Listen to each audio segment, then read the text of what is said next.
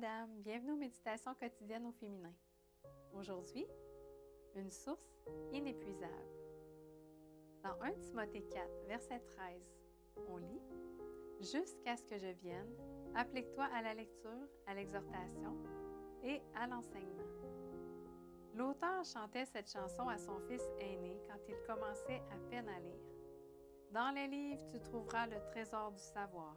Il sera toujours à toi si tu apprends à lire. » L'apôtre Paul connaissait bien l'importance de l'instruction et de la lecture de bons livres, surtout s'il s'agissait de la Bible.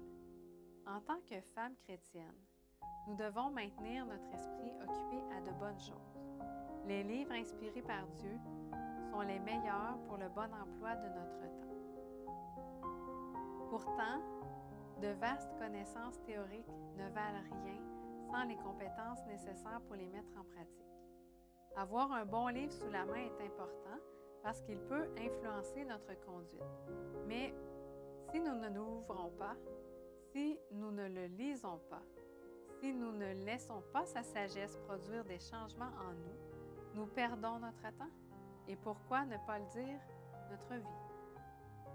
La Bible est le livre par excellence. Grâce à elle, nous connaissons l'histoire. Nous profitons des plus beaux poèmes sur l'amour, la bienveillance et le pardon. Les archéologues y trouvent une source inépuisable de découvertes.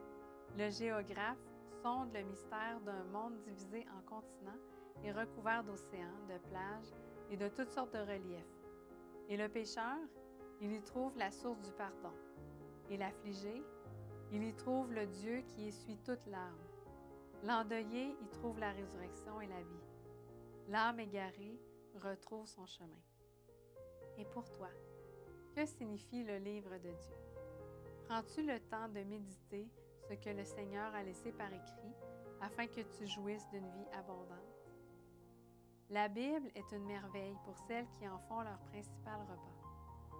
Celles qui n'y voient qu'un talisman ou un livre de plus dans leur bibliothèque se privent des bénédictions infinies qui découlent de la communion directe avec son auteur. Étudie la Bible. Replonge-toi dans le salut qui t'a été remis en cadeau.